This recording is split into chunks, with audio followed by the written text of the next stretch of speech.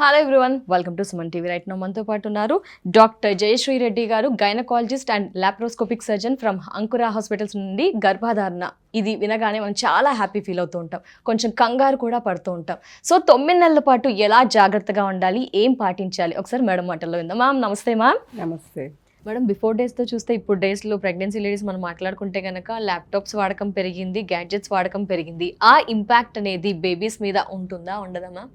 Reels చూస్తున్నాం, shorts, కొందరు employees software works దాని మీద వర్క్ చేస్తూ ఉంటారు 9th మంత్ వరకు. ఇంపాక్ట్ ఉంటుందా? ఉంటే పాజిటివ్గా ఉంటుందా, నెగిటివ్గా ఉంటుందా? ఫస్ట్ ఏంటంటే ఈ ల్యాప్టాప్స్ వాడడంలో మెన్లో ఫస్ట్ ఇన్ఫర్టిలిటీ ప్రాబ్లమ్స్ తన ఒడిలో పెట్టుకోవటం వల్ల స్పామ్ కౌంట్లో చాలా తేడా వస్తుంది. దానివల్ల ఇన్ఫర్టిలిటీ సమస్యలు, తర్వాత దానివల్ల వచ్చే రేడియేషన్ అంత ఎఫెక్ట్ ఏం చేయదు, కానీ సాఫ్ట్వేర్ జాబ్లో కంటిన్యూస్గా దాన్నే చూసి బ్లింక్ చేయకపోవటము. తర్వాత ల్యాప్టాప్ని చూడాలంటే యాజ్ ఎ యూనిట్ మన బాడీ మూవ్ చేయాలి, కానీ ఏంటంటే నెక్నే ముందుకు తీసుకుపోతుంటాం. సో చాలామందికి ఇదే ప్రాబ్లం, నెక్ పెయిన్ అని. అండ్ అట్లీస్ట్ నేను అందరికి చెప్తాయి సాఫ్ట్వేర్ వాళ్ళకి 1 year 1 hour వర్క్ చేసి నువ్వు 5-10 నిమిషాలు అటు ఇటు తిరిగి రామా, సర్క్యులేషన్ ఇంప్రూవ్ అవుతుంది. సో ఎవ్రీ 1 hour మీరు స్ట్రెచ్ చేసుకోండి బాడీని. ఆ జాబ్స్ తప్పట్టలేదు. ఇంకా అవర్స్ కూడా మన బాడీని బయలాజికల్ అవర్స్లో పనిచేయడం లేదు. ఒక్కోసారి నైట్ షిఫ్ట్, ఒకరోజు డే షిఫ్ట్, ఇట్లాంటివన్నీ కూడా ఎఫెక్ట్ చేస్తాయి కదా. ఈ ల్యాప్టాప్స్ వాటి తప్పని కాదు, మన వర్క్ స్టైల్ని మనం మార్చుకోవాలి. వర్క్ స్టైల్ని మార్చుకొని కొన్ని చేంజెస్, చిన్న చిన్న చేంజెస్, వాక్ అలా యాడ్ చేయడం బెటర్. అది మన చాయిస్ కదా. మనం నైట్ డ్యూటీస్ చేసే జాబ్కి వెళ్ళకూడదు అనుకుంటే మనం మానేయచ్చు, దానికి ఆల్టర్నేట్ ఏదైనా వెతుక్కోవచ్చు. కానీ కొంతమందికి తప్పనిసరి అవుతుంది, ఆ జాబ్ మీద డిపెండెంట్ అవుతారు. అలాంటి వాళ్ళు ఇలా కొంచెం మిడిల్లో వాక్ చేయడం, అలాంటివి కొన్ని చేంజెస్. ఫిట్నెస్ మెయింటైన్ చేసుకోవడం, అట్లీస్ట్ ప్రాపర్గా నిద్రన్న పోవాలా 8 hours అయిన తర్వాత. మళ్ళీ మొబైల్ చూస్తూ కూర్చోకుండా ఇలా డెఫినెట్గా. మేడం ఇంకొక డౌట్ ఏంటంటే, ఇంటర్ కోర్స్లో పాల్గొనవచ్చా, పాల్గొనకూడదా? ఈ డౌట్ కూడా ఉంటుంది. పాల్గొంటే కనుక ఎప్పుడు, ఆఫ్టర్ 5th month ఏంటి, సేఫే అంటారా ఏంటి? మా సేఫ్ ఉంది. ఏ మంత్ నుంచి అంటారు madam? First 3 months and last 2 months కొంచెం ఇన్ఫెక్షన్స్ అవి లాస్ట్ బిఫోర్ డెలివరీ ఆడడానికి ఒక ఫస్ట్ 3 monthsలో కూడా కొంచెం అబార్షన్ రిస్క్ ఉంది. కాబట్టి నార్మల్ పీపుల్కి ఏ ప్రాబ్లం లేని వాళ్ళకి ఏ టైంలో అయినా అంత ప్రాబ్లం ఉండదు. బట్ ప్రీవియస్ బ్యాడ్ హిస్టరీ ఉండి, ప్రీవియస్ అబార్షన్స్, లేకపోతే నేను చెప్పినట్టు ప్లసెంటా కిందకుండి, placenta previa, short cervix, weak cervix, ఇలాంటి వాళ్ళు జాగ్రత్తగా ఉండాలి. సో మనం అసోసియేటెడ్ ఫ్యాక్టర్స్ అన్నీ చూడాలి. ఒక నార్మల్ కపుల్కి అంత నార్మల్గా ఉండే వాళ్ళకి ఏం ప్రాబ్లం ఉండకపోవచ్చు. సపోజ్ ఆ టైంలో పెయిన్ ఏదన్నా వచ్చింది, ఇలాంటి ఉన్నప్పుడు ప్రాబ్లం ఉందని మనం తెలుసుకోవాలి. వాటర్ పోర్షన్ ఏంటి అంటారు మేడం ఈ ప్రెగ్నెన్సీలో? కొన్నిసార్లు తాగాలనిపించదు. వాటర్ క్వాంటిటీ ఖచ్చితంగా ఇప్పుడు డేలో అందరూ చెప్తుంటారు, హెల్తీగా ఉండాలంటే 3 liters వాటర్, లేకపోతే BMI బట్టి, మీ హైట్ని బట్టి అలా అంటారు. ప్రెగ్నెన్సీలో ఇంకా ఈ వాటర్ గురించి ఏమైనా స్పెషల్ కేరింగ్గా, జస్ట్ క్యాజువల్గా ఉండాలి అంటే తీసుకోవాలమ్మా. అట్లీస్ట్ 8 to 10 glasses అన్నా తీసుకోవాలి. ఎందుకంటే urinary infection is very common in pregnancy. Through out pregnancy urinary infections రావచ్చు. సో ఈ ఎంప్లాయీస్కి కూడా అదొక చాలా పెద్ద ప్రాబ్లం. ఆఫీస్లో ఫెసిలిటీస్ సరిగ్గా లేక వాటర్ని హోల్డ్ చేయడం, యూరిన్ పోకుండా హోల్డ్ చేయడం, దీనివల్ల యూరినరీ ఇన్ఫెక్షన్స్ వస్తాయి. వాటర్ తాగితే మళ్ళీ టాయిలెట్స్ యూజ్ చేయాలి, అలా కూడా కొంతమంది మానేస్తూ. నిజంగా ఇంటికి వచ్చి నైట్ తాగడం వల్ల ఏమవుతుంది, స్లీప్ ఉండదని చెప్పి ఎక్కువ సార్లు లేవాల్సి వస్తుంది. సో అవన్నీ బ్యాలెన్స్ చేసుకోవాలి. తప్పనిసరిగా వాటర్ ఇంపార్టెంట్. కొంతమంది చెప్తారు, నేను ప్లెయిన్ వాటర్ అస్సలు తాగలేను, ప్లెయిన్ వాటర్ తాగితే వామిటింగ్ వస్తుంది. So you make it as for your నీ రిక్వైర్మెంట్. నీకు కొంచెం దాన్ని ఏమైనా యాడ్ చేసుకుంటే తీసుకో. కోకోనట్ వాటర్ తాగు, బటర్ మిల్క్ తాగు, అవన్నీ లిక్విడ్సే కదా. So you can try everything else. Only water అని అవసరం లేదు, ప్లెయిన్ వాటరే తాగక్కర్లేదు. లిక్విడ్స్ అన్నీ ప్లెయిన్ వాటర్, సాగో వాటర్, పప్పు మీద తేట కూడా తాగొచ్చు. అలా మనం ఓన్గా కూడా మనకు కావాల్సిన లిక్విడ్స్ ఒక జావ చేసుకొని తాగొచ్చు. మేడం ఫైనల్గా ఎక్కువగా మీరు పేషెంట్స్ని తిట్టడం అలాంటిది ఏమైనా జరిగిందా మేడం? ఏం మిస్టేక్స్ చేస్తూ అలా అగ్రెసివ్గా ఏమైనా బిహేవ్ చేస్తే ఏ సిచ్యువేషన్లో చేయాల్సి వచ్చింది? అంటే ఏమైనా ప్రజలు మిస్టేక్స్ చేస్తున్నారా ఈ 9 months ప్రెగ్నెన్సీలో? కోప్పడము అవన్నీ కూడా అసలు సొల్యూషన్ కాదు కాదా మేడం? ఏమైనా హెవీగా వాళ్ళకి ఎందుకు వాళ్ళు అది చేస్తున్నారు అంటే వాళ్ళకి అర్థం కాలేదు. మన డ్యూటీ ఏంటి, అది ఎందుకు అని చెప్పినప్పుడు చాలా అందరు పేషెంట్స్ మాట వింటారు. ఎందుకు నువ్వు ఇది చెయ్యాలి, అన్నప్పుడు అర్థమైపోతుంది. ఊరికే చెప్తే సరే నువ్వు వెళ్ళి ఈరోజు ఇది తిను అది తిను అంటే వాళ్ళకి దానివల్ల బెనిఫిట్ చెప్పదు. ఇది చేయటం అంటే పేషెంట్ కౌన్సిల్ చేయడం చాలా ఇంపార్టెంట్. ఈ మధ్య చాలా నాలెడ్జ్ బికాస్ ఆఫ్ మీడియా వస్తుంది. గూగుల్లోనో సర్చ్ చేస్తారు, చాట్ జీపీటీ అంటారు, అని చదువుకుంటారు. దాంట్లో వాళ్ళకి కొంత తెలుస్తుంది కానీ కొంత అన్నెసరీ ఇన్ఫర్మేషన్ కూడా ఫీడ్ అయిపోతుంది. దానివల్ల భయాలు పెరిగిపోతుంటాయి. సో అవన్నీ మనం వాళ్ళకి చదువుకోవద్దని కాదే, నాలెడ్జ్ ఉండడం బెటరే, కానీ అందులో ఏది మనం తీసుకోవాలి, అందులో నీకు ఏది అన్వయించదు, అది జనరల్ ఇన్ఫర్మేషన్. నీకు కావాల్సింది అందులో ఏంటి అది మేము చెప్తాం. ప్రతిదానికి నువ్వు భయపడొద్దు, ఇది నీకు రిలవెంట్ కాదు. మేడం మనమైతే first, second, third, fourth, fifth, sixth, seventh దాకా కవర్ చేసేసాం. ఏంటి, ఎలా జాగ్రత్తగా ఉండాలి, ఏం చేయాలి, ఏం చేయకూడదు చెప్పాడు ప్రైమ్ మినిస్టర్. ఈ మూడో దాంట్లోకి రాగానే మనకి ఏంటంటే ఇంకా భయం పెరిగిపోతుంది. లేబర్ పెయిన్ స్టార్ట్ అవుతుంది, దానికి అన్నిటికీ కూడా సిద్ధంగా ఉండాలి ఆ పర్సన్.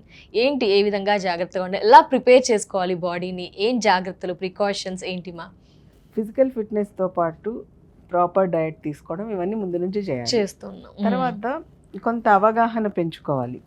లేబర్ అంటే లేబర్ పెయిన్స్కి భయపడాల్సిన అవసరం లేదు అన్నది ముందు అర్థం కావాలి. ఎందుకంటే ఇప్పుడు మనకు కొన్ని ఆప్షన్స్ కూడా ఉన్నాయి. కొంతమంది పెయిన్లెస్ లేబర్ కూడా ఆప్ట్ చేస్తున్నారు. కాకపోతే హౌ టు రికగ్నైజ్. ఒక టైం తర్వాత 7th మంత్ 8th మంత్ వచ్చేసరికి ఏంటంటే యూట్రస్ కంట్రాక్షన్ కూడా మనకు తెలుస్తుంటుంది. దాన్ని బ్రాక్స్టన్ హిక్స్ కంట్రాక్షన్స్ అంటారు. యూట్రస్ గట్టి పడుతుంది, ఒక 1 minute తర్వాత రిలాక్స్ అవుతుంది. పేషెంట్స్ చాలా టైట్గా అయిపోయిందని చెప్పి వస్తూ ఉంటారు. సో అది normal nature of the uterus to contract physiologically. మనం ఆ కంట్రాక్షన్స్కి లేబర్ కంట్రాక్షన్స్కి కూడా తేడా తెలుసుకోవాలి. ఈ కంట్రాక్షన్స్ బ్రాక్స్టన్ హిక్స్ ఏంటంటే అప్పుడప్పుడు వచ్చిపోతూ ఉంటాయి. గంటకు ఒకసారో గంటకు 2 సార్లు వస్తుంది, వితిన్ 1 minute పోతుంది. రెగ్యులారిటీ అనేది ఉండదు దాంట్లో. ఇప్పుడు రావచ్చు, మళ్ళీ రెస్ట్లో ఉన్నప్పుడు నీకు తెలియకపోవచ్చు, లేచి తిరిగినప్పుడు తెలియవచ్చు. So Braxton Hicks has got irregular, they are not ఒక సిస్టమేటిక్గా రావు. ఇర్రెగ్యులర్ ఉండొచ్చు, ఇంటెన్సిటీ తక్కువ ఉంటుంది, పెరిగిపోదు ఇంటెన్సిటీ. ఎప్పుడు కొంత వస్తుంది, అది మనకు పెయిన్ అనిపించేస్తుండదు, డిస్కంఫర్ట్ ఉంటుంది, తెలుస్తుంటుంది గట్టిగా అయింది అని. ఇలా 7th మంత్ నుంచి ఏంటంటే యూట్రస్ ముందుకు రావడం వల్ల బాడీలో స్పైన్ అవంతా స్ట్రైటన్ అవడం మొదలవుతుంది. మామూలుగా మన స్పైన్ షేప్ ఎస్ షేప్లో ఉంటుంది, ఆ షేప్ పోతుంది. దాన్ని లార్డోసిస్ అంటాం. సో పొట్ట ముందుకు రావటం వల్ల రాను నడకలో తేడా వస్తుంది. యూట్రస్ వెయిట్ వల్ల చాలామంది కాళ్ళ నొప్పులు అంటారు, బ్యాక్ పెయిన్ అంటారు. బ్యాక్ పెయిన్ అయితే ఖచ్చితంగా. సో అవన్నీ కరెక్ట్ చేసుకోవాలి, ప్రాపర్ పాస్చర్ మెయింటైన్ చేయటము. కాళ్ళ నొప్పులకి ఈ బరువు వస్తుంది కాబట్టి కాళ్ళకు కొంచెం రెస్ట్ ఇవ్వడము, కదిలించటము. కంటిన్యూస్గా కూర్చున్నప్పుడు వాపు చేస్తూ ఉండాలి. వాపు అవన్నీ వస్తాయి కదా, ఎందుకంటే గ్రావిటీ అగైన్స్ట్ గ్రావిటీ ఉంది. సో మనం కూర్చొని కూడా కొన్ని ఎక్సర్సైజ్ మూమెంట్స్ అవి చేయటం, ఇవి చేయాలి. తర్వాత 8th మంత్ నుంచి బేబీ యాక్చువల్గా లాస్ట్ 2 monthsలో పెరిగినంత ముందు పెరగదు. వెయిట్ 20 వారాలకి 300 గ్రాములే ఉంటుంది. 7th మంత్కి 1 kgకి వస్తుంది అంతే, 28 వారాలకి. అందరిలోనే అంతవరకు అందరికి ఒకటే, 1 kg వరకు చేస్తే చాలు. 32 వారాలకి 1600 1800 ఉంటుంది. 32 తర్వాత లాస్ట్ 3-4 weeksలోనే మ్యాక్సిమం గ్రోత్ వచ్చేస్తుంది. లాస్ట్ వీక్లో, అందుకే లాస్ట్లో హెవీ ఆకలి వేయడానికి అదే రీజనా మ్యామ్? అందుకనే ఆ టైంలో ఫుడ్ బాగా తీసుకోవాలి, ఎందుకంటే మనం బేబీ గ్రోత్ని సపోర్ట్ చేయాలి. So frequent small meals through out pregnancy. ఒకేసారి తినలేరు. ఆ టైంలో ఏమవుతుందంటే యూట్రస్ పైకి వచ్చేస్తుంది, స్టమక్ కంప్రెస్ అయిపోతుంది, చెస్ట్లోకి వెళ్ళిపోతుంది, ఆల్మోస్ట్ ఇట్లా ప్రెస్ అయిపోయి చెస్ట్ డైమెన్షన్స్ కూడా ఇట్లా హారిజాంటల్గా పెరిగిపోతుంది. సో అందరు ఆయాసం వచ్చిందని చెప్తుంటారు, తినగానే నాకు ఆయాసం వస్తుంది, తినలేక. సో బ్రెత్లెస్నెస్ ఎందుకంటే లంగ్ కెపాసిటీ తగ్గింది, దాని పైకి పుష్ అయిపోయింది. సో అలా ఉన్నప్పుడు బ్రీతింగ్ ఎక్సర్సైజెస్ అన్నీ కూడా మనం అలవాట్ చేసుకోవాలి ముందు నుంచి. డీప్ బ్రీతింగ్ చేయటము, వదలడము. తర్వాత ఫుల్ స్టమక్ కూడా తినలేరు, స్మాల్ ఫ్రీక్వెంట్ మీల్స్. తినగానే పడుకుంటే హార్ట్ బర్న్ అంటాం కదా, యాసిడిటీ. సో స్టమక్ పైకి పుష్ కావటం వల్ల ఏంటంటే స్టమక్ నుంచి యాసిడ్ కంటెంట్స్ అంతా ఫుడ్ పైప్లో నుంచి వెనక్కి వస్తాయి. దాంతో హార్ట్ బర్న్ కావడము, బర్నింగ్ అవన్నీ వస్తూ ఉంటాయి. అందుకని పడుకోవడానికి ఒక 2-3 గంటల ముందే డిన్నర్ అనుకోండి ఫినిష్ చేసేసుకుని 45 degrees యాంగిల్లో కూర్చోవాలి. అలా ప్రాబ్లం ఉండేవాళ్ళు. అట్లీస్ట్ స్టమక్ ఎంప్టీ కావడం టైం తీసుకుంటుంది ప్రెగ్నెన్సీలో. అందుకని ఒక 2-3 hours ముందే డిన్నర్ ఫినిష్ చేసేసుకుని. కొంతమంది మనకు పడుకోబోయేటప్పుడు ఆకలి వద్దంత ముందు తింటే అంటారు. హ్యావ్ సమ్ ఎనీథింగ్ లైట్, కొంచెం మిల్కో, కొంచెం 3-4 pieces ఫ్రూట్ ఏదో తినండి. అలా మీల్స్ని డిస్ట్రిబ్యూట్ చేసుకోవాలి. పడుకోబోయే ముందు స్లీప్ డిస్టర్బ్ కాకుండా చూసుకోవాలి. పొజిషన్ కూడా రాను రాను కష్టమైపోతుంది 8th month 9th month. ఏ పొజిషన్లో పడుకున్నా కూడా కంఫర్ట్ అస్సలు స్లీప్ ఉండదు. చాలాసార్లు ఏంటంటే మేమేమో లెఫ్ట్ సైడ్ పడుకోమని చెప్తాం. అవును మేడం, ఎక్కువగా లెఫ్ట్. ఎందుకంటే యూట్రస్కి రైట్ సైడ్ ఉండే టెండెన్సీ ఉంటుంది. మన బాడీలో నుంచి major blood vessels right side నుంచి లెఫ్ట్కి వెళ్తాయి. రైట్ సైడ్ యూట్రస్ ఉంటే అవి కంప్రెస్ అయిపోయి బ్లడ్ ఫ్లో సరిగ్గా ఉండదు. లెఫ్ట్కి పడుకోవడం వల్ల యూట్రస్ ప్రెషర్ ఉండదు వెజల్స్ మీద, బేబీకి బ్లడ్ ఫ్లో బాగుంటుంది. అందుకని కొంచెం లెఫ్ట్ సైడ్కి తిరగమంటాం. మనకు అర్థమైపోద్ది పేషెంట్కి ఒక్కోసారి యూట్రస్ కూడా ఇలా షిఫ్ట్ అవుతుంది. ఆ బరువులో తెలుస్తుంది. కొంచెం షిఫ్ట్ అయితే చాలు, మొత్తం ఇలా సైడ్కి వెళ్ళిపోయి పడుకోకర్లా. కొంచెం సపోర్ట్ తీసుకొని సైడ్కి ఇట్లా పడుకుంటే చాలు. స్లీపింగ్ డిస్టర్బెన్సెస్ అదొక కారణం. పొజిషన్ కుదరదు.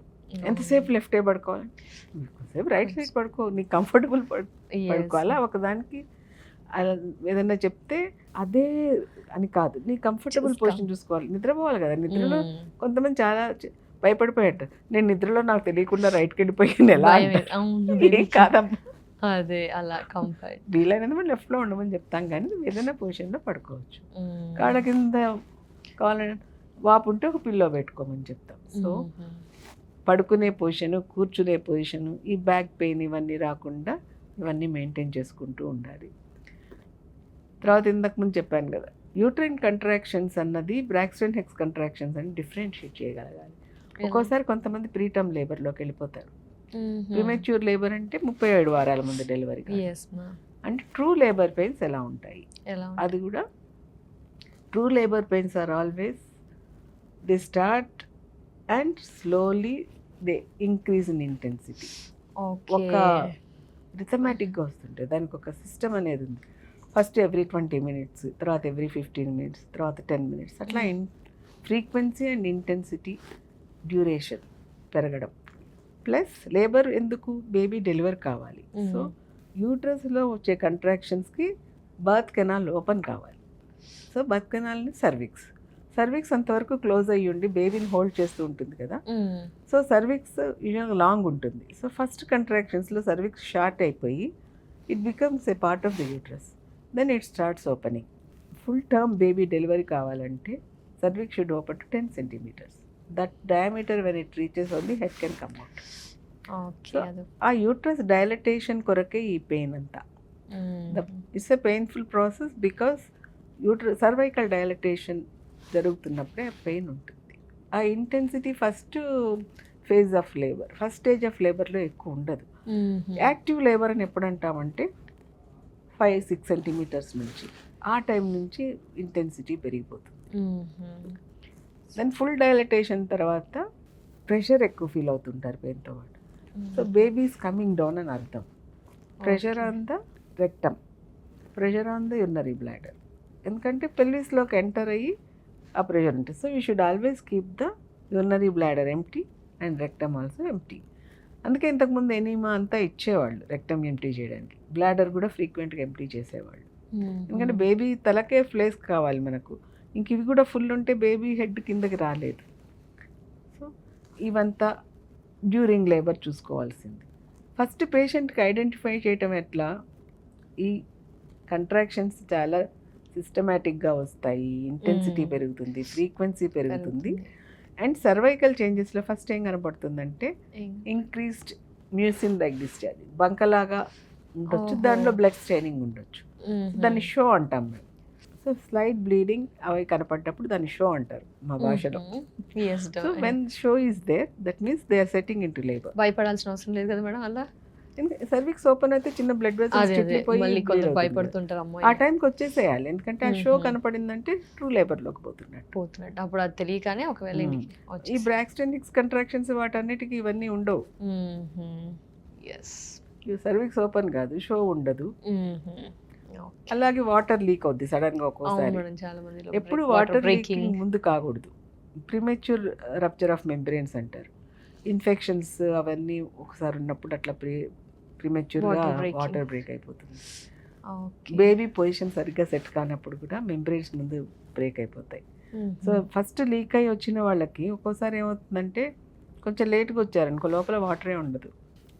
ఆ వాటర్ అనేది మనకు షాక్ అబ్జార్బర్ లాగా బేబీకి, యూట్రైన్ వాల్కి బేబీకి మధ్యలో ఈ ఉండే వాటర్ వల్ల ఈచ్ యూట్రైన్ కంట్రాక్షన్లో బేబీ కంప్రెస్ కాకుండా, బొడ్డు తాడు కంప్రెస్ కాకుండా ఆ వాటర్ దాన్ని ప్రొటెక్ట్ చేస్తూ ఉంటుంది. వాటర్ లేనప్పుడు డైరెక్ట్గా యూట్రస్ కంట్రాక్ట్ బేబీని అంబలికల్ కార్డ్ని ప్రెస్ చేస్తే బేబీ హార్ట్ బీట్ డ్రాప్ అయిపోతుంది.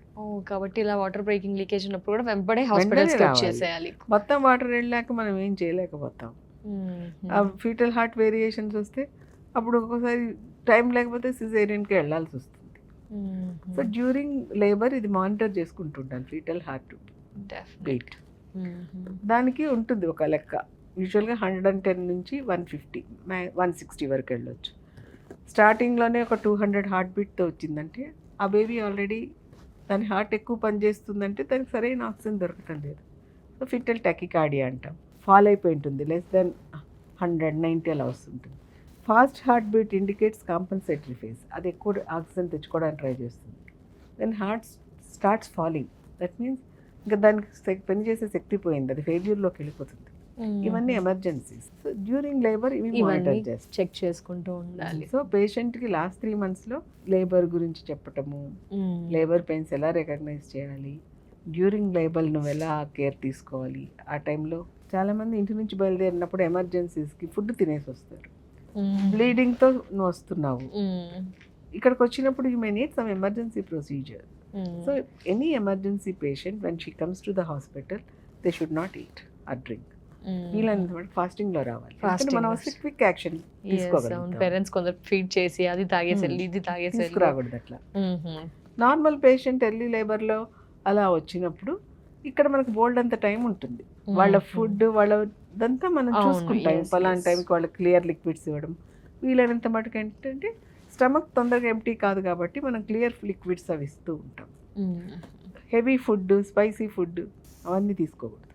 సో పేషెంట్స్ ఎమర్జెన్సీలో వచ్చినప్పుడు ఎప్పుడు కూడా తినకుండా రావాలి, తాగకుండా, డ్రింక్స్ తీసుకోకుండా, ఏమీ తినకుండా వస్తే దే ఆర్ సేఫర్. మనం ఏదైనా ప్రొసీజర్ చేయడానికి రెడీగా ఉంటాం. ఒక చిన్న డౌట్ మేడం, ఈ మధ్య పిల్లలు డెలివరీకి కూడా టైం చూసి మరీ డెలివరీ చేయించుకుంటున్నారు, అది ఏంటంటారు మేడం? దాని గురించి ఆన్సర్ ఏంటి మా? ఏంటో వాళ్ళ జాతకాలు మనం మార్చగలమని నాకు తెలియదు. స్టార్ లో పుడితే ఇలా గొప్ప వాళ్ళు అయిపోతారు, దాన్ని కరెక్ట్ వే అంటారా మేడం? అది బేబీకి వచ్చే టైంకి రానివ్వండి. అది కొంతమంది అడుగుతుంటారా మేడం? చాలా ఫ్రీక్వెంట్. ఏం సమాధానం చెప్తూ ఉంటారు మేడం? ప్రతిసారి రెఫ్యూజ్ చేయాల్సినంత అవసరం ఏమీ లేదు. మనం ఎట్లానో అది ఎలక్టివ్గా చేసేటప్పుడు నేను 10 గంటలకు చేస్తానంటారు, వాడు 11 గంటలకు అంటారు. అట్లాంటప్పుడు ఐ డోంట్ మైండ్. కానీ ఒక పేషెంట్ ఏంటంటే రాత్రి 2 AM చేయమని అడిగింది. అది అవి కొంచెం నేను చెప్పాను అవన్నీ కరెక్ట్ కాదమ్మా, ఏదో అరగంట అటు ఇటు అంటే వి ఆల్సో డోంట్ మైండ్, నీ సెంటిమెంట్ ఓకే అనుకుంటాము. మధ్యరాత్రి 2 గంటలకి ఏదైనా కాంప్లికేషన్స్ వస్తే, నువ్వు ఎక్కువ సర్జికల్ కాంప్లికేషన్స్ వస్తే మేమేం చేయాలి? నీకు బ్లడ్ అవసరం అవుతుంది, సడన్గా బ్లీడ్ అవుతాం, అప్పుడు ఎక్కడ పరిగెత్తాలి? అండ్ మిడ్ నైట్ అంతా కూడా స్కెలిటల్ స్టాఫ్ ఉంటుంది హాస్పిటల్లో. డే టైం ఎక్కువ మంది ఉంటారు, నైట్ తక్కువ మంది ఉంటారు.